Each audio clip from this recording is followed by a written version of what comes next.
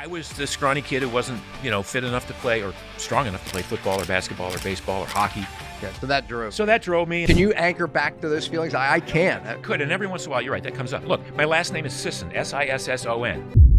So then you got that, you got, the bullies. So, there was a certain, irony when I became an Ironman, which is what drove me to do that. But, I finished 4th at Ironman in Hawaii. And I wonder how many people, something happens in our childhood that frames us in a false identity, right? Most of the people who engage in what you would call running now think they're doing it for their health, but they're probably doing it to prove something, or they're doing That's what I'm saying. I finished a marathon. Okay, great. I mean, it's like, but it's not good for you. Work on this premise of hormesis, meaning that it stresses the body. If you adapt, it's great. But if you don't, it's really bad. Mark Sisson, founder of Mark's Daily Apple and Primal Kitchen, and a true pioneer of the Primal health movement. From elite athlete to best-selling author and wellness icon, He turned his own burnout into a mission that's changed how millions eat, train, and live. let's jump in and hear how Mark turned pain into purpose.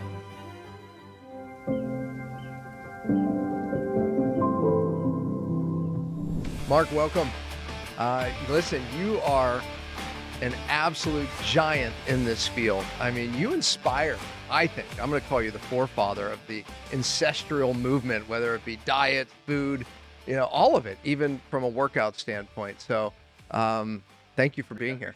Yeah. It occurred to me a couple of weeks ago that it's been 20 years since I wrote my first blog post, which was before the days of the ancestral health movement. Yeah. And it was a blog post I wrote for my mentor, Art Devaney. Do you remember Arthur Devaney? No. See, before your time. Yeah. And it was a post called A Case Against Chronic Cardio. And it was me, as a former endurance athlete, coming out and writing this treatise on why people should not be running as hard and as fast and as long as and as often as they do. And that posted in about this time in 2005. So that predates my blog, which was Mark's Daily Apple, which I think many people in the space would recognize as one of the seminal blogs, one of the first blogs in the ancestral health space. Yep. So I will take some credit for having advanced this notion that some of the best answers to longer life come from looking at the past. Yeah, no, I mean, honestly, I think every one of us in this space think of you as that forefather, one of the first to be talking about it. I mean, the concept's been, Sure. Literally, you brought it to the forefront at this point. Okay, that said, looking back at as a kid, what set you up for this, man? I mean, you know what I'm saying? I mean, literally, how did you get there? As a teenager, I grew up in a small fishing village in Maine. I lived about 2 miles from school. I wound up running to and from school I could beat the bus, right? So it was a matter of efficiency to get back and forth from school. So I started running a lot as a 12 and 13-year-old. My mother was into longevity in the 60s. And so she was reading... was she a hippie? She wasn't a hippie, but she was close. And she was reading Adele Davis. I don't know if you know that name, but Adele Davis was the big health writer in those days. Yep. So I started reading the books that she was reading, and I literally got involved in sort of thinking about health and wellness and longevity as a teenager. Yeah. And because I was a runner, because I was running and training, I went out for track. I excelled at track and cross country and then road racing. So I became a runner. I became an endurance athlete. Yeah. And in pursuit of that goal of faster times, I was looking at ways in which I could increase my performance through either diet manipulation, supplementation, or the training strategies, training protocols. So that got me set on this path pretty early. And then I was a biology major at Williams College with an emphasis on evolutionary biology. So everything sort of came together with my pursuit of athletic achievement and performance. And then when I had to retire and I got injured and things kind of fell apart as a competitive athlete. Yeah, we're going to get there because that's part of the story too. Right. But after that happened, I just took a step back and I went, wait a minute. I started this journey in terms of achieving better health, excellent health. Yeah. And it sort of morphed into performance. And at what point does the pursuit of performance compromise health, which is a big topic? And those are the questions we have to ask ourselves. And so I kind of diverted away from just straight performance for the elite athletes into what are the ways in which the average person can improve their health. How can we be stronger and leaner and fitter and faster and more productive without all of that pain and suffering and sacrifice and all the negative stuff? It's funny. Your history reminds me of mine. I got into nutrition, I guess, before I was even ever sick, which got me into what I teach now. But I was a wrestler, and I was like, I'm not going to just start cutting weight like they're cutting weight. So I started reading about, everything nutrition related. I literally remember reading like Muscle and Fitness, whatever I can get my hands on, right? Yeah. Like how do you lose weight? And that really kind of got me interested in health, period. Right. So and like wrestling's a great example of like a pure sport. Yeah. Like wrestling's one of the purest sports.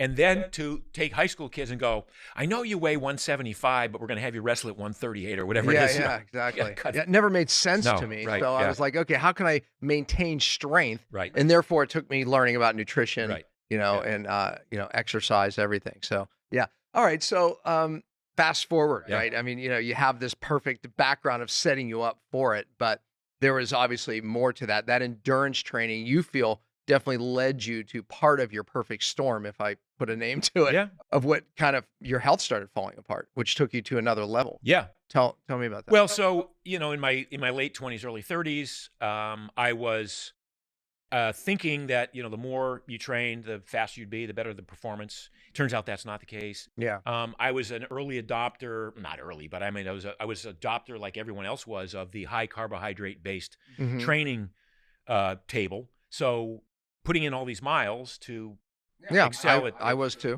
I was taking in 700 to 1,000 grams of carbs a day. Much of it, if you go back and look at what the source was, grain based or beer or beer, pizza, bread, pasta, any calorie you could take in that was a carb calorie was considered legitimate as a source of fuel to be able to go out and do 20 more miles tomorrow. Yeah, I mean, it made a lot of sense to us, right? Because I was a cyclist, right? And I raced mountain bikes at the expert level. I did a lot of road racing to train for that. It made sense to us because it would be like, well, we're burning all this energy. We need more energy. Yeah. No, and to a certain extent at that level, it makes sense. Sure. But it's a choice you're making that you're going to be putting through a lot of sugar, a lot of reactive, oxygen species, a lot of damage in the process of trying to create a faster time or a faster output. I mean, you just said something, reactive oxygen species. Oxidative damage, Yeah, oxidative damage. So meaning like when you're eating all those carbs, burning all those carbs, all that, you're creating an oxidative state that you feel kind of led to. Among many other things. So so now you're in a you've got this stressful activity that you're engaging in every day, like you're creating a lot of cortisol. I mean, if we go back and look at the training methods of those days, so much of my training was done in what I call the black hole of training. Now, it was at a heart rate that was way too high to be developing the pure aerobic base. It was too high to be encouraging capillary perfusion and mitochondrial biogenesis, zone 2 and below, right? It was zone 3, zone 4. I train in these zones, right? Yeah. I don't want to bore people with the training methodology that we use, but you do train at different intensities to get to a higher level. Were you doing that then? Well, so sort of, but we didn't spend as much time building the base as we know is most appropriate for not just maximizing your It's like a foundation. The more like slow, easy miles, the higher you can go in your fitness. Correct. So, if I had to go over again, could I have raced a little bit faster and lasted a little bit longer uninjured? Probably. I don't know. But I was out there, practicing hurting every day.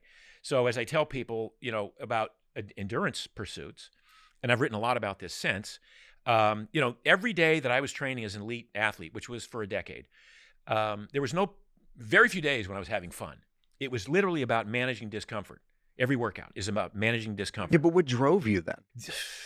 Let's go back to my therapy couch in my childhood and, being bullied as a child and beat up or whatever it was, which there was growing up in this fishing village in Maine. My dyslexia. Yeah. I was a little stronger, faster. So that becomes something. Yeah. For us. It becomes an identity. No, I was the scrawny kid who wasn't, fit enough to play or strong enough to play football or basketball or baseball or hockey. Yeah, so that drove. That drove me, and that I found something I was good at, and then that led me down that path. And then it became a singular pursuit. Like, okay, now that I've chosen this pursuit, even though it's not fun in the context of like playing basketball with my friends or playing football or with a team, I'm good at it, and so that drove me. That drove. I have to go back. I don't want to hang on this, but I have to ask a question because I just recently had someone was making me do a teleprompter, and I was very difficult to get my eyes to go through this, and I felt the way I felt in 4th grade when I was too dumb because I couldn't read, right? And the teacher was like, "You can," making me do it again and again and again, and it was the most horrible feeling. Like, do you remember those feelings like that? I mean, because you said you were made fun of. Yeah, no. Yeah, I mean, look. Can you anchor back to those feelings? I don't. Can't. I choose not to. Yeah. But I could. I choose not to too. But I was forced but back I could. And every once in a while, you're right. That comes up. Look, my last name is Sisson. Sisson. Sissy? Sure. So then you got that. You got the bullies. I mean, literally, if you looked at A Christmas Story, the famous movie that plays incessantly every year on TBS, the kid getting beat up on the way home from school. Yeah, it was, it wasn't pummeled, but it was like pushed around and whatever. Yeah. So, there was a certain, irony when I became an Iron Man. When I don't know if that what drove me to do that, but I finished 4th at Ironman in Hawaii in 1982. That was a nice way to top off a career of endurance. But at some point, I did realize that this was sort of like banging my head against the wall. Like why am I doing this endurance pursuit? Why am I trying to improve my performance without having fun? Because so I kind of rededicated the rest of my athletic life from the age of 40 to like, okay, I'm going to do stuff that's fun now. So I started inline skating, which so that was a major transition. Yes, right. You went from okay, this pain is good because it's making me tough. Yeah. Because of I wonder how many people. Something happens in our childhood that frames us in a false identity. Most of the people who engage in what you would call running now think they're doing it for their health, but they're probably doing it to prove something, or they're doing it. That's what I'm saying. I finished a marathon. Okay, great. I mean, it's like, but it's not good for you. It's not serving you in the long term. It's not a good longevity strategy. Yeah. Right. Yeah, so you transition. Yeah, so now I'm going to do things for enjoyment. Okay, hold on. What led to that transition, though? Like, I mean, that's a big thought process. But different. Most people don't make that transition. Most people don't make that transition. It took me years. Okay. So once I stopped competing, I continued to coach. So I coached elite athletes. I coached runners and triathletes. I coached a professional triathlon team. We traveled around the world. And because I was coaching them and I was training with them half the time, now I'm in my late 30s and I'm still wickedly fit. I'm not racing, but I'm wickedly fit, and I'm doing their workouts with them. And at some point I'm like I lost the mojo. I'm like, I don't want to go on a 5-hour ride hard today. Yeah. I don't, there was something in my mind that flipped, and it took a long time. It took a long time to allow myself to not feel guilty for not doing it. It is. Right. So there's a huge guilt component to this, self-inflicted. I mean, because that was your identity. You were feeding that identity with the training, the hardship, all of it, right? What did that feel like when you made that transition, or even right before it? Then when you made the transition? I can remember getting to the point. The point for me, this happened. This actually happened. So now I'm 38, 39. I'm training these guys, and I'm still really fit. So one day I get in a race. It was the Wildflower Triathlon, which is a half Ironman distance. A beautiful race, a rugged race in the hills in Northern California, Central California. And I get out of the water, I get on the bike, and halfway into the bike, I'm literally, what the F am I doing here? What am I doing? This is, I don't feel it, I don't have it. And I made it to the transition zone. I put on my running shoes. I ran about a mile, came back and threw my running shoes in the trash, and that was the end of it. That was the last effort that I ever made in terms of being competitive, in terms of matching my current level of fitness against other people or myself. I mean, I still match my level of fitness against myself. Don't get me wrong, but I'm not. I don't compete anymore in that regard. Did you have other influences in your life at that time that helped you make that? Yeah, I had a family. I had a wife and 2 small kids. Telling you. No, and I was I was trying to make a living, and I was starting a business, and I had other things that were calling me. And as an athlete, if people look at what I used to do and what you used to do and go, oh my God, you're so disciplined. How can you do that? You're so disciplined. And in my mind, I go, no, the discipline is to go to work every day and grind it out and make money and build a career. And it's for me, in my mindset, it's completely undisciplined to get on my bike and go for a 4-hour bike ride. Yeah, right. Exactly. Yeah. Now, at the end of the day, I will still internally feel like, oh, today the day is complete because I got my workout in, right? But I had to get past that. I had to get. Yeah, but do you still have some of that? I mean, I do.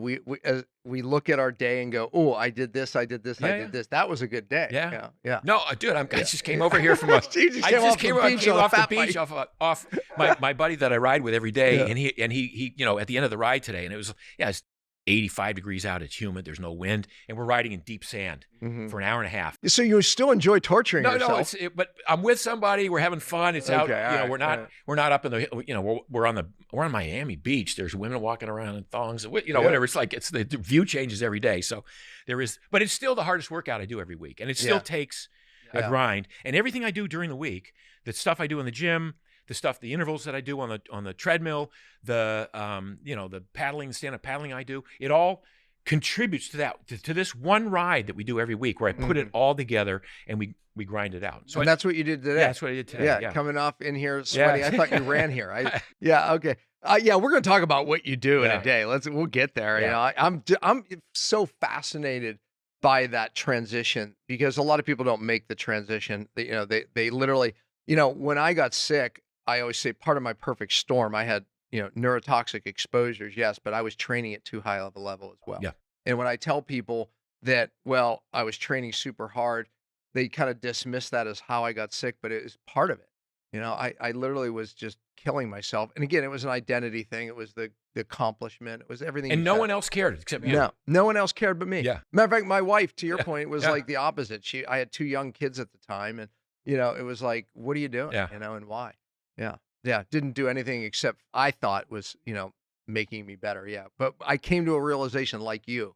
So I'm trying to help people go. No, I mean, so that's my thing now. It's like, what's the minimum effective dose of exercise that you need to be strong and lean and fit and happy? Man, I can't wait to unpack that more, because I think that so many people that they're overtraining, they don't know it, they're overdoing everything, and you and I really line on this. And it's a premise that's called Hormesis, meaning if you stress the body and you adapt, you get stronger, faster, smarter, et cetera, et cetera. But if you stress the body, you don't adapt, bad things happen. Yep. And that was us. Okay, so we're getting there, folks. Hold on. Okay, so here you go. I watched a lot happen between 2015, 2018, and you just exploded, man. Yeah. I mean, as far how did that happen? Oh, Primal Kitchen? Everything. I mean, you became on the map. Yeah. I mean, Primal Kitchen, I guess, was part of that. Well, no. So those are the years that Primal Kitchen took off. But I mean, I started the blog in 2006, and it grew and grew and grew. And so in 2007, 8, and 9, it became, we had 3.5 million uniques a month coming to the site. It was the most visited site, other than Joe Mercola. It was the most visited health site in the world. I wrote the book, The Primal Blueprint, which sort of launched the brand, all of the primal stuff that I did. And what was the book written? Because I read the book. When was that? 2009. Okay, yeah. So that's about when I found you then. Yeah. And that sort of, I think it solidified all these weird concepts I'd been throwing out there on my blog over the years, and it put them into a cohesive program. It's a template for living a better, more happy, productive, fulfilling life. And what were some of the major things that? Well, so the Primal Blueprint was basically looking at, it took, for the first time, I think, it looked at evolutionary biology and the history of how we evolved with this recipe that we have today for this, that wants us to be strong and lean and fit and happy and healthy and productive. And what had been missing was the proof in terms of genetic science of how genes turn on or off in response to behaviors. Epigenetics. Right. So the epigenetic influence then, and now you look at every study that's ever done, looks at what is the influence at the level of gene expression. Well, that's only 20 years old. And meaning, for people watching, the old dogma was you got this diabetes, whatever it was, because your mom or dad had it, right? Yeah. The new shift is, oh no, genes are triggered. They're turned on, and stressors, good or bad, can trigger those genes. Exactly. Turn them on. Right. So my goal became to find these hidden genetic switches that we all have, and encourage people to understand how the body works so that they can choose whether to burn fat or store fat, whether to build muscle or burn muscle, whether to enhance their immune system or suppress their immune system, whether to get diabetes or never have a shot at it. All from the behaviors that and the clues which we find in our history in evolutionary biology. So that when you say clues, yeah, so that came, or out of that came the template, the 10 primal blueprint laws. Move around a lot at a low level of activity. Right. All of our ancestors walked, squatted, stood, lift heavy things. Primal blueprint law number 2. They lifted logs, they lifted babies and carcasses, and they built things, and they climbed trees. Sprint once in a while. Sprint once in a while. Not every day. Once in a while. Once in a while. And our ancestors didn't sprint every day, but they had to sprint for their lives once in a while. And that's built into the human genome, this ability to summon all that energy in a split second. Is long distance running built into that? It's not. Sprinting is. No, sprinting is, and long distance is not. Okay. So we'll talk about that. Yeah. Another primal blueprint law was eat lots of plants and animals. Duh. But I mean, everybody eats, processed food. And if you stick to plants and animals, you're going to trend toward your ideal body composition, regardless of how much exercise you do. Get plenty of sleep was one of the, our ancestors went to bed when the sun went down, got up when the sun came up. Again, go figure. And get plenty of sunlight is one of the primal blueprint laws. When I read it, I was like, oh, this guy's spot on. And it's so I think everybody said that. This guy's spot on. However, we're, this makes total sense. Yeah, but how many of these, 10 are you doing is the question. Well, and then there was a 5-year, 10-year period where people went, yeah, it sounds good, but, where's the proof? Well, now the proof's in. And a lot of the studies that look at sleep bear out what I was saying. Sun exposure, for decades we've been told, stay out of the sun. It's going to give you cancer. And no, you need some sunlight, right? Yeah. And you need direct sunlight on the skin. Plants and animals. We ate plants and animals. So anybody who's a vegan out there, a vegetarian, God bless you, good luck. But most, our ancestors thrived on a largely meat-based, animal-based diet. I just recently told the story. I had the opportunity to meet a tribe that just came out of the mountains because of a drought in Africa. And I was the first white guy they ever saw, actually. Yeah. And it changed my view of diet massively, because what I saw was they didn't accept what World Vision was giving some of these other tribes. They came down and the chief was like, no way, we're not Bags doing of that. Rice. And I was asked the question, they didn't accept any of it. These people barely eat. How do they not have any of the diseases, right? And literally, I saw people that they were guessing at their age over 100 years. The one gentleman knew all about World War I, and and this was all being translated to me. But it was amazing when they had no meat, they were eating plants. But the moment they had kill, they feasted. Yeah, and it was and they were. It was remarkable to see, but it really changed a lot of my dietary. Yeah, thought. I mean, so there is a term, fractal eating, that I embraced a long time ago, which is 3 meals a day is an artificial construct from the Industrial Revolution. Maybe it goes back to farming days before that. I don't know. But, the fact that we are now patterned to have 3 meals a day doesn't mean that our bodies evolve that way or expect that of us. Yeah. So I've written books on the ketogenic diet, on how to get there. I've written books on intermittent fasting. 2 meals a day is one of the books I've written. Just said, okay, one of the easiest ways to cut back on calories and still get the amount of macros you need. I always say, don't eat less often. Yeah. Because if you just eat less, your body will eventually think it's starving, your metabolism goes to crap. So. Yeah. Well, so the shift I would put there is that, I tell people, most people think in these terms of there's food is so abundant and it's so wonderful and it tastes so great. So what's the most amount of food I can eat and not get fat? What's the most amount of this meal I can eat and not feel like a glutton? What's the most amount of this dessert that I can have, still call it one serving?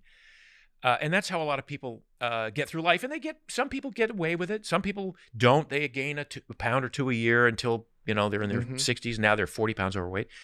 But my thought process recently was, what's the least amount of food I can eat on a daily basis, have all the energy I want, maintain or build muscle, really important, not get sick, and most importantly, not be hungry. So what's the minimum effective dose of food that I need?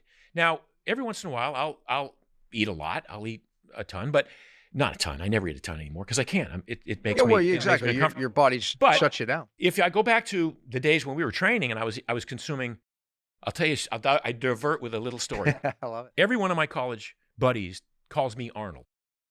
They never call me Mark, they call me Arnold. Because when I was in college, I weighed 142 pounds, 30 pounds less than I weigh now. Perfect cyclist. And I was a runner, and I could eat more than anybody in school. I could eat more, any of the football players. I was like shoving it down the pie hole.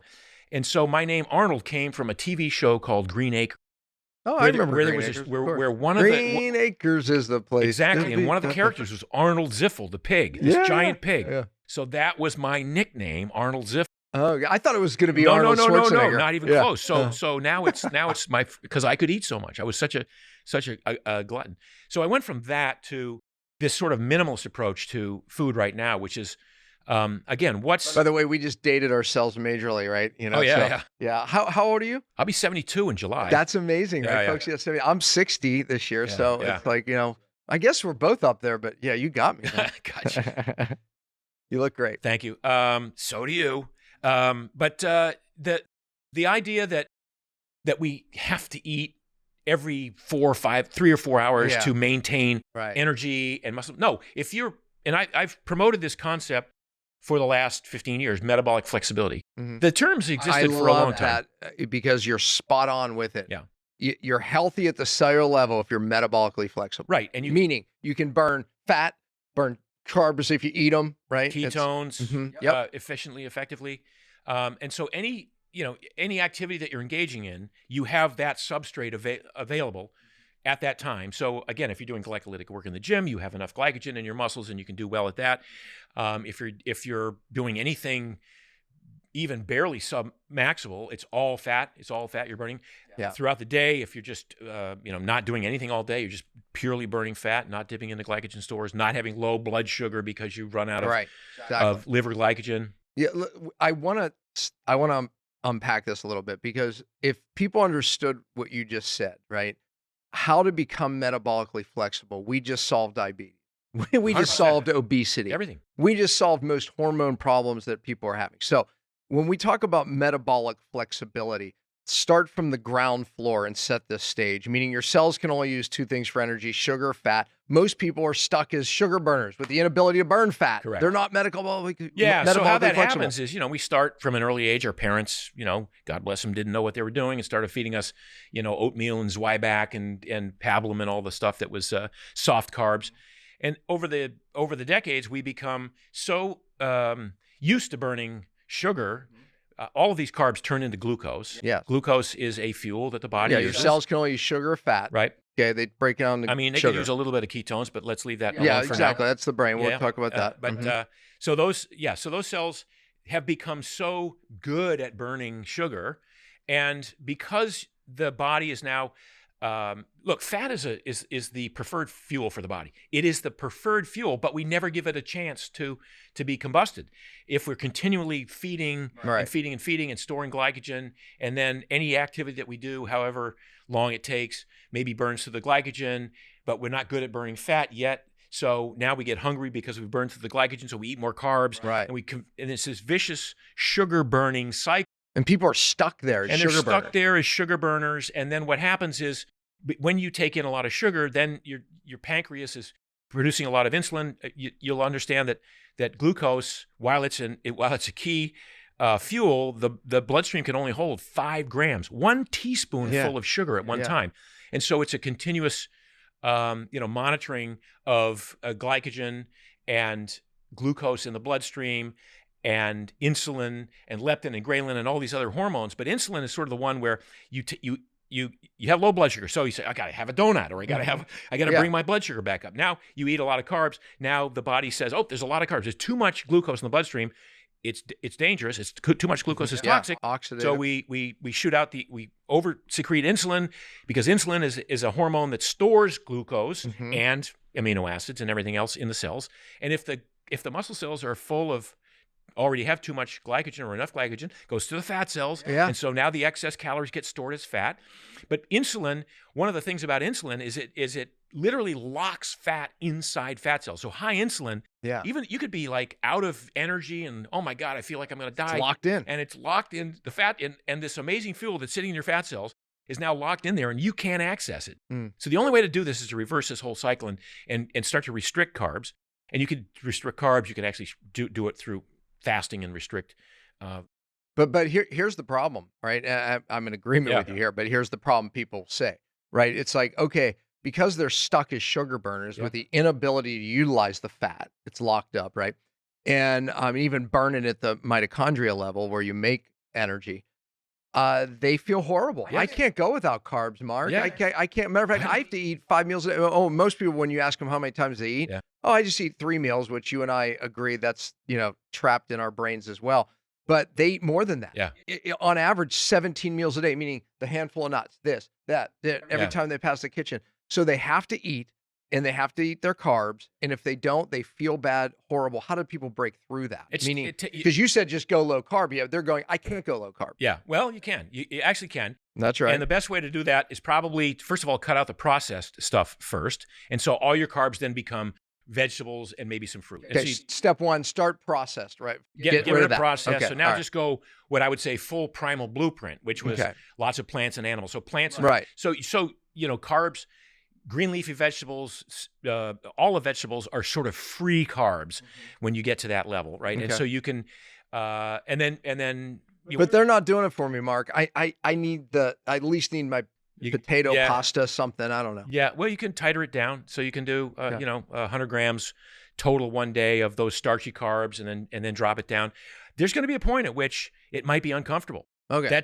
You just got to power. Right. It's not Did you hear that? And it's not going to be 3 weeks. It's going to be 3 days. It's going to be, it's going to be a couple of days. All right. Right. Because when I fast people, right, it's like, 3-4 days, you'll be fine after that, right? Because what it's doing is it's forcing you to use fat. Yeah. Right. So the best way to become metabolically flexible really quick is some fasting, right? For sure. But to your point, though, let's say you cut your carbs, you're going to have some bad days, but you'll get through it. You just get through it. And it's going to be, it'll feel like it's what they used to call it the low carb flu, right? It's just a feeling that you have. You don't have the flu, but it feels like you might.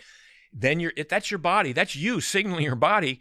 Okay, we got to upregulate all those enzymes that takes fat out of storage. We got to increase mitochondrial biogenesis, which increases the number of mitochondria, which is where the fat burns, and we increase mitochondrial DNA. Yeah. We literally improve the efficiency of the mitochondria that we have. Your body's reacting to the stress of changing fuels. Hormesis. Yes, figure. Exactly. Yeah. Go figure. It's adapting. It has to adapt or it dies. Yeah.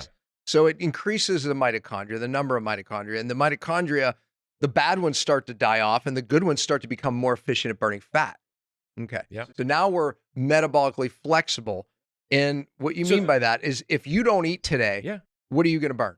Fat. And right. By the way, my brain doesn't know that I'm not eating today. But here's the problem with someone who's stuck as a sugar burner, not metabolically flexible. Oh my God. If they don't eat today, they're tapping into muscle because they need sugar. 100%. And it breaks the muscle down. And then the metabolism goes down. So what's funny is it's a nuanced, right? It's a nuanced discussion, and people have to understand that this works.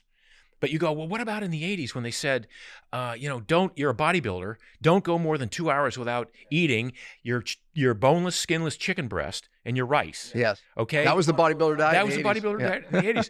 And it was because you'll go into cannibal mode. Yes. Like if you eating your muscle, you'll start eating your own muscle. That's because they're not metabolically flexible. The whole thing about metabolic flexibility is the ability to burn fat. Did you term that? No, but Rob Wolf and I started talking about this 15 years ago. I didn't. It exists before I used it, but I take credit for popularizing it because I've used it a lot over the years. And I think it's. So after all the discussion about way of eating, WOE, whether it's carnivore or keto or low carb or high fruit, whatever it is, the real holy grail isn't the way of eating; it's achieving metabolic flexibility. This is why I said let's unpack this. Yeah, because you're right. Yeah. So however you get there, you can get there. You can probably get there with a well orchestrated vegetarian diet with some protein powders. You know how I help people get there? I have something I teach called diet variation. Making them change their diet actually creates flexibility. Yeah. Like, so when people say, I can't break in through keto, I say, okay, go back to healthy high carbs. And then in 2 months or a month, go back into keto. Every time they switch, they get better, more metabolically flexible. Yeah. But good, finish that point. Yeah. So that was the point. So so there's no right way to do this. There's a bunch of wrong ways, but there's no right way to achieve metabolic flexibility. You can do it through a combination of various, like it's an equation, and there's variables that you can change. So you can change out the macros. You can change out the timing of the macros. You can change out the amount of work you do and the type of exercise that you do, because you can use exercise Okay, to let's enhance, talk about that. to enhance that, right? So, which is one of the reasons that, like walking, I have this new book, Right here. Born to Walk. Yeah. It does not say born to run, does it? Okay. It says born to walk for the reason that we're talking about. Yeah. Right? So one of the things, humans are adapted to walk a lot. We're bipedal. We're supposed to be walking a lot, like all day long. And one of the things that happens when you walk, if you walk, you burn fat. You don't burn glycogen unless you're really horrible sugar burner. You burn fat when you walk. And as you do that, you become more and more fat adapted. That this prompts, it's zone 1, zone 2 type activity, which prompts not just the mitochondrial biogenesis, but capillary perfusion. So now capillaries start to grow, oxidative capillary, the oxygen providing. And where blood flow is, health is. Exactly. Yeah. So all of this is a way to achieve, to help, to assist with this metabolic flexibility. One of the things that people tell me is like, well, Mark, I can't go this long without eating. What do I do? And I like, go for a walk. Yeah. Because if you're close to the refrigerator and you feel that hunger pang, it's really not, you're not dying. You're not starving. You're just, conditioned to be hungry or craving something. Yeah. So shut the door, go for a 15-minute walk, and you will find that you will start to generate the energy. So movement generates the energy. Some people think I need energy to generate movement, but in fact, movement generates energy. That's true. That's why we feel better if we just get out. There was just a study done. I think I did a Instagram on it, that walking right after you eat, transforms what you do with that energy as far as storing it as fat, how you feel, right? It's like, so as soon as you walk after, even if 5 minutes, I think it was something ridiculous. Well, even beyond that, the body, the digestive process is one of motility, and it craves that sort of movement, right? Just like the lymphatic system does not have a pump. It requires movement in order to. So let's talk about walking and running. Okay. So you said earlier, humans are meant to sprint and walk. Not run really long distances. Right? Yeah. So especially as something habitual. Correct. Say, So the concept here is we are born to walk. We're born to sprint. We're born to be able to run, but not every day, not metronomically, not at 8, 9, 10-minute mile an hour pace. So the people that are running 5 miles a day, you have a problem with that. I do. Yeah. Yeah. And I can show you, I wrote a book 10 years ago called Primal Endurance. And it was out of frustration with all these people who say, because I've been an anti-marathon guy for a long time. Like, why would you do that to yourself? But people say, well, Mark, I want to do a marathon. Okay, geez, I'll write a book and I'll show you how to do it, in a way that isn't going to break you down. And you do one, and if you enjoyed it, I'll let you do one more. And if you're a guy and you haven't broken 3 hours, you're not a runner. So find another sport. Yeah. Otherwise, you're just cannibalizing your. Yeah. You can tell. Okay, if you take a picture of a marathoner or just a long distance runner, right? It doesn't have to be a marathon. Take a picture of a sprinter. Oh my God, yeah. Okay, if they never touched a weight, either of them in their life, they have 2 different body compositions. Why? Well, because the running is catabolic. So understand this. So when I say we're born to walk, walking is anabolic. At the very least, it's anti-catabolic. Bodybuilders will, after a heavy leg day, if walking were catabolic, they wouldn't, but they walk. They don't run, they don't jog, they walk on a treadmill. And some of the greatest bodybuilders in history would do 45 minutes on a treadmill after a leg day because they knew it was the last thing they would do is run long distance. The last thing they would do is run long distance. Yeah. Running is catabolic. So every time you run, it is tearing muscle tissue down. Right. Make no mistake, it's not building it up. It's tearing. Every time you run, more than a half an hour for, I'd say more than 15 minutes, but it is catabolic. So the good news is your body builds it back a little bit over time. But if you look at every elite runner in the world, those guys are in the gym lifting. They're lifting weights. I was the strongest marathoner in the U.S. for the time I was running. I was a 2:16 marathoner in the late 70s and 1980. I weighed 140, which is probably 10 pounds more than I should have weighed because I lifted for running. Yeah, cycling it's pretty good. 5'10". I'm 5'10". I weighed 140. I weigh 172 now. So I weigh 32 pounds more now. Same body fat now, but I carry 32 pounds more of bone density, muscle mass, and some fat. At 72. At 72, right. So running is catabolic. So why would you do that to yourself on a regular basis? So what I say is, if you want to run, okay, train anabolically, Mm-hmm. and then once a week, go do your run and be catabolic. You'll recover from it. But day in and day out doing these hard, That's absurd. And it's a horrible weight loss strategy. And so many people get into running because they want to lose weight. People sign up for a marathon. They're 40 pounds overweight. That's why most people are doing it, by the way. Exactly. Yeah. And but the question becomes, what weight are you losing? And that's a great observation, because what happens is running is a horrible way to lose weight. It's a horrible strategy for losing weight, because most people train at a heart rate that's too high to be burning fat. And they go, oh, but Mark, I can run for 45 minutes and my heart rate's 165. I'm like, great, you're burning sugar the whole time.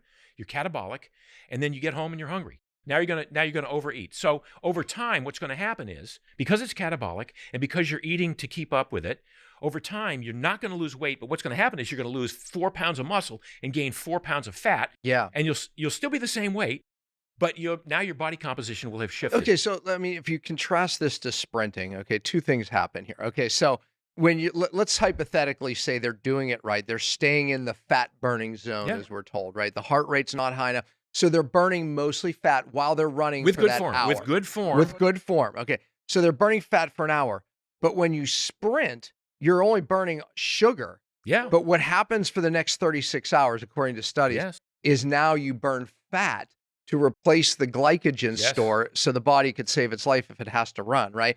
So would you rather burn fat for 36 hours if you sprint, absolutely. or would you rather burn fat for the hour when you're running? No, of course. And to your point, is that a good analogy? It's a great analogy. And so back to the sprinters and how they look.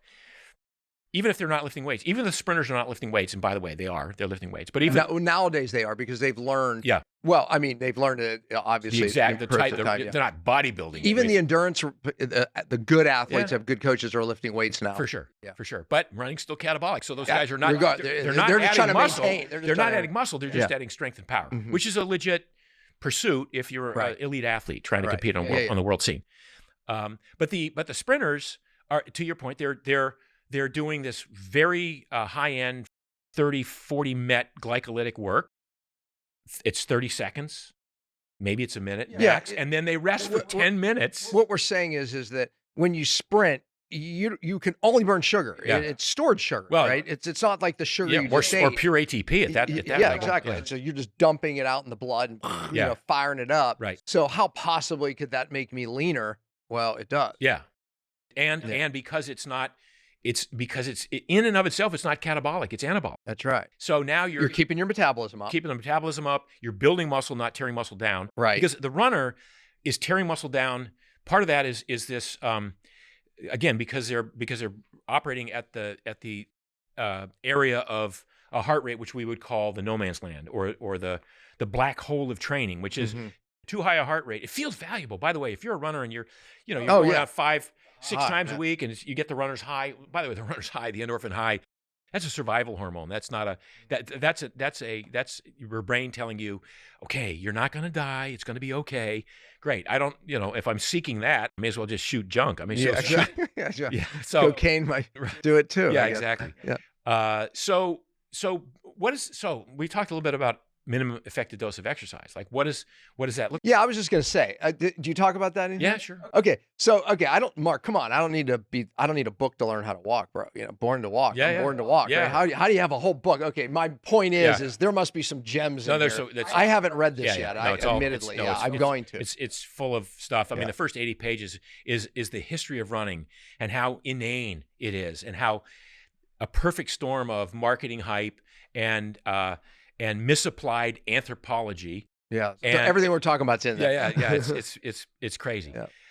But the point is, if you have premise number 1, develop metabolic flexibility. Okay. Because your body composition, that's awesome. Your body composition happens as a result of how you eat, not from exercise. So 80% of how you look comes from how you choose to eat. Absolutely. Everybody in our field agrees on this right now. So if you can dial in metabolic flexibility, okay, good. Then once you've done that, you don't have to exercise away the fat. You just have to exercise enough to build muscle and to develop some VO2 max capacity. Right. So I would say, I don't know, 80% of the people in the gym, they're doing it to burn fat, whatever they're in the gym for, jump, aerobics, who knows. But you're saying they're doing it for the wrong reason. No, you do it to build muscle to keep your metabolism up and all the benefits we said. Yeah. So once you've developed metabolic flexibility, walk. That's Okay. your aerobic base. Okay. Okay. And you can walk with a vest on, you can walk uphill, there's all sorts of walking strategies where you can work a hell of a sweat. You can get your heart up to max if you want. Can you walk too much? Can it become catabolic? Yeah, it can. I mean, it can, sure. I mean, anybody can do too much of something like that. I agree. Yeah. But I go to Europe every summer. I walk anywhere from 10 to 14 miles a day. And yet I hit the gym because walking, because it's not catabolic, I have the energy to go to the gym and do anabolic work. If you're a runner, most runners think they should go to the gym, but they don't have the energy because they've blown their energy in their run for the day. Not only do they not have the energy to go to the gym, they don't have the energy to throw the football with a kid or rake the leaves or take the trash out or anything when else. I do those 4-hour rides, I'm done. Take a nap. Yeah. So the minimum effective dose of exercise is lots of low level stuff. Walk, move. Mm-hmm. Don't count calories because it doesn't count. No. Just move. But to put the body through all the ranges and planes of motion you can possibly put them through. And then twice a week, go to the gym. Twice a week, go to the gym and lift weights. Lift heavy things. I love it. Because the body, if you do it right, the body needs, it's that hormetic experience. The body needs time and nutrients to recover and build stronger from the workout. Yeah. If you lift 5 days a week, you tear yourself down just like you would. I agree. The older I've gotten, the less time I spend in the gym because I don't need to. I can't. I can keep my muscle just by doing 2 days a week. Exactly. Because I travel, that's probably what I get. Exactly. Same. So walk. Twice a week, go to the gym and lift heavy things. Once a week, sprint. Okay. All right. In the gym, because I want all my lady viewers, number one, you're not going to be the bodybuilder. People are like, they don't want to lift weights because they don't want to look like that. It's not going to happen. I'm searching for the minimum. Yeah. Okay. I think they are too. How many sets, how many exercises per body part, right? So minimum, now we get into such of the minutia and such of the granularity of one person to the next. And what is your brain allowing you to perceive as failure in a set, and so, 3 sets of 6 different exercises, I could prescribe a routine of just that. 3 sets, 10 repetitions, 6 exercises. Mm-hmm. And done. You're out of there in 45 minutes. Yeah, that's about me. I'm out 30 to 45. Yeah, and if you do it right, if you put yourself through the paces, if you're a woman and you've got a trainer yelling counting out reps and go, 2 more, come on. You'll benefit from that, and you'll get stronger from that. You'll get stronger, and you'll get leaner, and you'll burn fat more efficiently, and you won't get buffed or amped or whatever the term that people are using now. Yeah. So, you just prescribed literally something everybody can do. Yeah. Getting metabolically flexible. And by the way, the exercise you prescribed just helps us get metabolically flexible, plus the diet stuff that we talked about. But that is feasible. No one has an excuse anymore. Right. But once a week, sprint. Once a week, sprint. Now, what does sprinting look like? It's anywhere from 10 to 30 seconds of all-out effort. So you warm up for 10 minutes, whatever it's going to. And by the way, it doesn't have to be running sprinting. The term sprint means just high energy output. So it could be running on the beach, could be running the grass, could be running the track, could be running up a hill, could be treadmill in the gym, could be walking.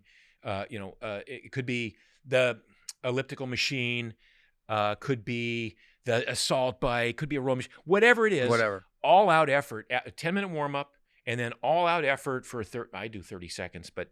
Yeah, 30 seconds to a minute, blah, blah, blah. Yeah, 10 seconds to a minute with 3x rest in between. So if you're doing 30 seconds, then you get a minute 30 rest. That's what I do. Go on the 2s. 6 repetitions, 8 of those total. And if you do it right, you're like, oh my God, this. I feel so tired and yet so energized. And by the way, you get a hormone optimization. Sprinting, unlike running, it raises growth hormone. Yeah. And puts you in that again, zone for 36 hours. That's the anabolic nature of it versus the catabolic nature of the cortisol secreted in a 45-minute run outside at a heart rate that's too high. Yeah. You said once a week, right? I hit high intensity training as what people sometimes know it as. People are saying do it every other day, 3 times a week. You're saying, hey, just do it once a week. I like don't do it 3 times. I mean, you have all these, you got Jesus, boot camps and Orange Theories and Soul Cycles, and it's very high intense. It's 2, and then of course, not picking on women, but women in particular crave this, like, oh, if 1 is good, then 2 a day is going to be really good. I did 1 in the morning, I did 1 in the afternoon, and no, those types of workouts, if you do them right, are set up so that once a week, maybe twice a week, but once a week is sort of optimal for achieving. I agree. Yeah. Not just fitness, but health. You want to stay healthy, and so I see a lot of people doing too much. This is where we started talking about this. You can do too much of a good thing in terms of that. So, because people, I talk about sprinting. Nothing. I say for 50 years, I said nothing cuts you up like sprinting. Right? Well, okay, I'll do it every day then. Yeah. No, don't do it. Yeah. Don't do it every day. See, because the premise is you have to adapt to the stress. If you don't adapt, it becomes a negative. Yeah. And the older we get, the less you need to do, should do, because your adaptation. We're not 20 or no. So, and then we could do a whole other podcast on the effect on the central nervous system of these workouts, right? And so in many cases, it's not even the muscles that need to recover. It's the central nervous system that needs to recover from the workout. And people don't even pay attention to that. They go, oh, I'm still tired from my workout. Oh, and then when you have emotional stress out there, that's another stress, and your stress bucket and then they fills go, up and overflows. I'm so stressed, I think I'll take a cold plunge. Wrong. Oh, okay. That's where I wanted to go next. Okay, so biohacking is a thing right now, right? I mean, and I'm like this guy out there, and it sounds like you are, that's saying, wait a minute. Biohacks work, whether it be cold plunge, even saunas, they work on this premise of hormesis, meaning that it stresses the body. If you adapt, it's great. Yeah. But if you don't, it's really bad, right? So so now there's a caution here on this, all these biohacks, and especially cold plunging, which I started cold plunging 20 years ago in my unheated pool in my backyard in Malibu in the wintertime. For me, it was just a head trip. I was afraid of, I avoided cold water my entire life. Even though I was a triathlete and I've done many triathlons, I just hated water. Yeah. I got to get over this. So I trained myself to be able to walk into a 42-degree pool and just, and hang out there for a couple of minutes and get back out. Well, this became, and then over time, cold plunging became a thing, and now it's about brown fat activation, and it's about, anti-inflammatory benefits. So now everybody's cold plunging, and I'm like, wait, I did that. I'm over it. I got the head trip out of it that I needed. But cold plunging in the right context, okay, it works. But to have it as part of your daily routine without any sort of thought behind when and how long and whatever you're doing. Yeah. So I'll give you an example. Recently, they say, well, if you do a heavy leg day, don't do a cold plunge right after, because you want the inflammation of the heavy leg day to prompt the signaling, the gene signaling. Sure. Okay, makes sense. So don't do a cold plunge right after a heavy leg day. But I'm an NBA basketball player, and I got a game tomorrow night. Good. Go do the anti-inflammatory benefits right after your game tonight, because you're not trying to build muscle. Now you're trying to recover for the game tomorrow night. So there's a context to all this stuff. So now, okay, I did my heavy leg day. And then I got home, I went to work, and Jesus, my boss was on my ass, and then my wife was, I think I'll take a cold plunge. Well, no, now you have the stress of the heavy leg day, now you have the stress of work and the family life, and now you think you're going to de-stress with a cold plunge because it makes you feel, no. It's more stressful. And the brain and the central nervous system doesn't know a good stress from a bad stress. No. It has to adapt to every stress, including exercise. Yes. Exercise is stress. That's how it works. Yes. But if you do too much as the point of running, right? You don't adapt, it becomes a negative. Cold plunges are no different. Yeah, same. Yeah. So, I think when you look at, and just in general, we look at the all of the modalities that people are engaging in the longevity space. What about red lights? I mean, everyone's going red light crazy too. I'm not a red light guy. Okay, why? I'm not convinced. I'm not convinced on the research. I'm a sunlight guy. And even if red light has some wavelength, some specific guidelines with wavelengths and guardrails with wavelengths, sunlight's still what I go for. I'm old school. So again, you're coming from an ancestral point, right? Yeah. That that red light that you get in the evening or the morning is surrounded by the perfect combination of other wavelengths. Yes. And somehow you feel taking out of context that red light. Yeah. There could be a negative that we don't know yet. Yeah. Is that what you're saying? No, Maybe? I mean, it could be, but even then, it's and like, there might be a benefit. no, but even then, it's what I call digging a hole to put the ladder in to wash the basement windows. Well, I have to process Digging that. a hole to put the ladder in to wash the basement windows. Like, I already got sunlight. So okay, if I'm stuck in a high rise in Chicago in the middle of winter, I'm going to do red light therapy. Great. But now there's discussions about red light saunas and versus regular old dry saunas or sweat lodging, which is still a better choice. So I think we're in many cases, I look at this movement, the longevity movement, and this biohacking movement. Like, I don't wear the devices. So I'm an anti-device guy. Like, I don't need something to tell me that I didn't sleep well last night. I know whether or not I slept well last night. Right. Yeah, you listen to your body. I listen to my body. And so my monitor is how do I feel, right? So, yeah, I mean, that's what I tell people all the time. How did you feel? How did you feel the next day? How did you sleep that night? Yeah. I'll do, I have an HRV, app, but because I have PVCs from a lifetime of overtraining my heart, I have premature ventricular contractions. They show up on an HRV thing as, oh my God, your variability is so great. I'm skipping beats, but so I don't like what I say is bad data is worse than no data. Good point. Okay. Yeah. So that's really where I'm coming from, and then I see methylene blue. Oh Jesus, really? And all. Yeah. What's your thought? I was going to ask you that. You read we used to use it to stain slides in high school. I mean, it's like, I'm not buying a lot of this stuff. Not a fan. I'm not a fan. Yeah. Even like, the research that shows, hey, it can help mitochondria, blah, blah, blah. But you think there might be something underlying that we don't know yet. Yes, I do. And until it's something like that is really proven, I'm going to stick with what I know. It's like the GLP-1 agonists. No. Okay, they work. But so, well, what weight are you losing? But what weight are you losing? B, B, you're telling me that it's basically an appetite suppressant. Okay, I can show you how to do that. I can fix that for you naturally, just with become metabolically flexible. Become metabolically flexible. Suck it up for a couple of days during the process, but your body will adapt. So, not to get too far in the weeds on this, but I'm the anti-biohacking guy. I'm the anti, wearables guy. Yeah, look, I have great suspicion, and I too have become that guy, where it's like, I just run everything through that principle of hormesis. And also, the ancestral premise. Yeah. Right. I do. I run them through those filters, and then it definitely, I start to question a lot of what's happening right now. I have to ask you about the shoes. We're going to get there in a minute, but I want to finish up this whole diet thing. Yeah. Describe your day, typical day. And do you change your diet like our ancestors would? Yeah. I mean, so our ancestors ate fractally, which means they ate, they feasted when there was food available, and they fasted because it quite often, most often, I teach. was not available. So there is no magic to regular mealtime. Having said that, I get up in the morning, I have a cup of coffee.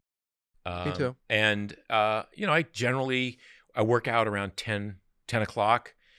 Today, again, it was a hard ride on the sand in the heat. Got my heart rate up to 160, which is a high heart rate for me. I wear a actual cardiac monitor, not a toy. Yeah. When I ride. I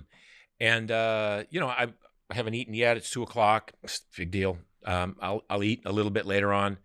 I'm going to that a book thing tonight, so there'll be some food there. I don't care. I mean, it's like I don't.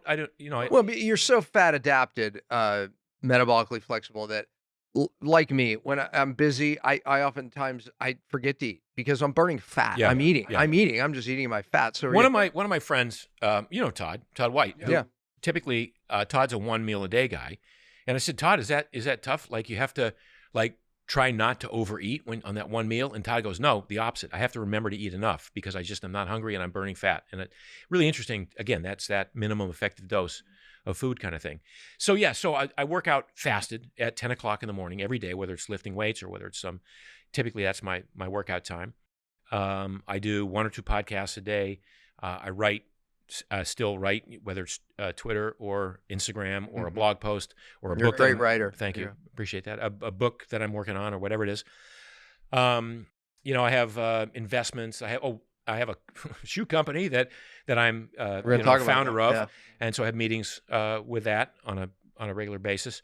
So I'm busy throughout the day. Yeah. And like we just said, I never feel hungry. I never feel cravings. I never feel a mood swing or a shift in energy because of this metabolic flexibility and metabolic efficiency. And the efficiency is, I want to make a note of this. When people started doing keto years ago, and they all got their ketone monitors, their blood monitors, and oh my God, look at me, I'm 4 millimolar or 5 millimolar. And they're bragging about being in ketosis. What's interesting is when you develop metabolic flexibility, you don't get that sort of ketosis because when you're making ketones, the muscles don't need ketones. You become fat adapted first. Right. So the muscles, the brain is the only thing that needs the ketones. And the brain does not have this wild energy swing throughout the day. The brain is cruising along, at about 500 to 600 calories a day needed to keep the brain going. And all of it can come from ketones. And so that winds up being a few grams of ketones an hour. And so over time, when you become metabolically flexible and you become good at this, you don't go into ketosis. Ketosis, it's an osis. It's an excess of ketones in the blood, which is not necessarily a good thing. So you will find people who are keto adapted over 10 years who, when they take a test, they're like, 0.4 millimolar, I'm 0.5, I'm barely in ketosis. That's because your liver's only making enough ketones to feed the brain. Yeah. It's not spilling it out. It's not wasting the ketones, spilling it out in the urine or the breath or the blood in that way. Well, and the body becomes so efficient at using them. So the blood levels lower. That's what I mean. But acetone in the breath may go up. Yeah. It's showing that you're using them. Yeah. Right. Yeah. So when you look at the difference of blood and breath, sometimes you see that. People that have low ketones, I'm like, well, do the breath. Oh my gosh, it's so high. Yeah, you're burning. But the point being, over time, you even adapt. It adjusts to become efficient. Yeah. So you're not only metabolically flexible, you're metabolically efficient. Yeah, that's an interesting concept. That's amazing. I've noticed that. Even in myself, that your ketones, my ketones tend to lower. I thought perhaps, hey, I'm just I'm older now. I don't burn as much fat. I don't know. Who knows? I don't even know why, but I thought it's an efficiency thing. Yeah, that's interesting. Wow, good, cool concept. All right, let's get to the shoes. Okay, show them. We got to show them the shoes. Yeah. So, okay, second person on one of my shows with the shoes. This is let me see. I'll show the side profile. Okay, there we go. All right. Well, okay, look at the little toes. Yep. All right. This company's called Palooza. Look, I've been a fan of minimalist footwear for a long time. I was an early adopter of the original 5-toe shoe. I hated regular shoes my whole life. I hated the running shoes I had to wear. I hated street shoes. I always wanted to go barefoot. So when the first concept of minimalist footwear came around in 2007, I had nothing but minimalist shoes in my closet. I totally understand it. Feet want to feel the ground. You want to feel the bottom of the ground. You want the toes to articulate. You want the big toe, all the toes to splay outwardly, but particularly you want the big toe to abduct away from the other toes. It is the primary force generator when you push off on a run or a walk or whatever. The fact that we would scrunch it over into against the other metatarsals in a regular shoe is criminal, and we've done that in the name of fashion for 400 years or 600 years. One of the things that causes bunions, among many other things. Bunions. I mean, just scrunching it over like that also cuts off blood flow, so you get plantar fasciosis, which gets misdiagnosed as plantar fasciitis in many cases. So about 4 years ago, my son and I decided, look, we're going to really address this issue with that I have with footwear and create the optimal shoe that lets the foot do what the foot wants to do and needs to do, which is articulate, feel the ground, and then provide the information through that ground feel to the brain so that every time you weight the forward foot, the brain has all the information it needs on how to organize your unique kinetic chain. In other words, how much to scrunch the arch, maybe it's over that rock, or how to articulate the toe, maybe to accommodate the stone you're stepping on or the pothole or the divot. how much to roll the ankle out, because the ankle's supposed to roll out a little bit to accommodate that tilt, that texture. And in so doing, unburden the knee of having to tweak sideways to accommodate that torsion. How deeply to bend the knee. The brain needs all this information from the bottoms of the feet. And what we do, we wear these. Those are awesome, fancy-looking Pradas you got on there, Daniel, but they're not serving your foot.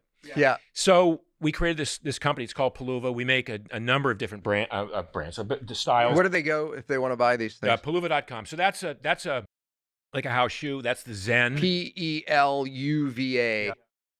This is the sport mesh.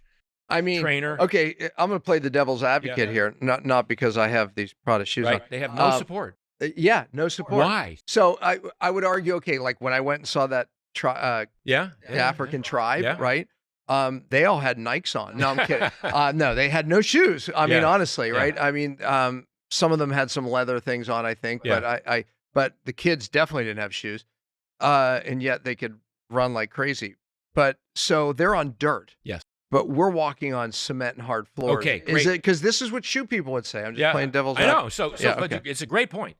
So shoe people would say you need cushion, you need arch support, you need to be this, you need a heel elevated. By the way, you need none of that. Those are what are causing the problems. So elevating a heel, which almost every shoe does, it's most of the heels in the running shoes and the even some of the fashionable shoes, they're like an inch higher than the metatarsal. That shortens the calf muscle, which puts a strain on the Achilles and on the plantar fascia area. The fact that they're thick, you can't feel the ground underneath. The fact that they have an arch, which many podiatrists to this day will say, oh, but you need to support the arch because you have weak arches. Dude, you have weak arches because you don't use them. You don't go barefoot. If you went barefoot or wore minimalist shoes, your arches would naturally get stronger. Makes sense. So one of the things that this shoe does is it helps you strengthen what we call the intrinsic muscles of the feet. So now your feet are getting stronger with every step. Now, can you run in these? We say don't run in these. Walk in these. Walk. I mean, I did a sprint. Yeah, but you could sprint. Totally. I did a sprint workout the other day.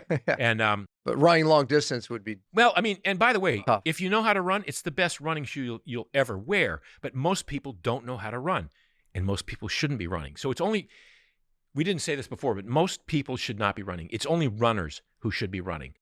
Ectomorphs with large lung capacity and high pain tolerance. Those are the only people who should be, and they should only be competing. You describe me, but I hate running. Yeah, actually. So That's why I was a cyclist. So I would allow you to run, but I wouldn't say, that's a good choice for you to do. So anyway, so that's the trainer. The blue one is the sport mesh trainer. This is that's called a Miami loafer. Yeah, this is nice. Yeah. I'm not saying any of them are nice, but it is a style thing. I'll have you in I them. Jokingly said. I will convince your wife. Yeah. Okay, yeah. So, okay, folks, my wife is a shoe person, right? Okay, that's why I have nice shoes, because of my wife. But if I came home in these, she's gonna be like, I'm not getting sex. I mean, this is bad. Yeah, this could be really bad. I'm serious. I've heard that before, and we're gonna have to send you to a men's group or something, but. And then this is our trail shoe. So this is a trail shoe. So a real turnoff. Oh wow. Okay. See that's nice. Yeah. And I have to admit these are the best of these I've ever seen. No, of course. And my buddy Ben Greenfield has them. He wears them. He wears them all the time, and he's a huge fan. And as do tens of thousands. My of wife now. made fun of Ben. Yeah. Right, Ben? Isn't that true? Yeah. I mean, but these are amazing. Yeah, these look amazing. Oh, everybody's got bad feet. Yeah. Well, beyond the feet, the knees, the hips, everything. The back. It's a kinetic. It's a kinetic chain. Yeah. And if you don't address the problem that starts at the feet, then it just moves up the kinetic chain to the weakest link. And it could be ankles in some people, it could be knees in others, it could be low back, it could be neck pain in other people. Yeah, absolutely. Where can people find out more about you? We know where to buy the shoes, but to dive deeper, dive deeper on all these subjects, obviously. So the shoes are Palooza.com. On Instagram, we're Wear, W-E-A-R, Wear Palooza. I'm Mark Sisson Primal on Instagram. I'm on Twitter. I've got Mark's Daily Apple still. So I'm all over the place. Get the book, Born to Walk. Primal Kitchen. You know the product. You sold that company how many years ago? 6.5 years ago now. Oh, it's been that long. A long time. Yeah, that was awesome. Yeah. I just I rated ketchups on Instagram. Yours was healthy, of course. But there was the taste issue was the issue for my audience, I think. Yeah. But I loved it. Yeah. So, yeah. But anyways, good stuff you Yeah, made. great. Yeah. Appreciate it. So this is what I have to say. What did I forget to ask you that I should have asked you that you want to talk about? Because we hit some really amazing topics here. Oh my goodness.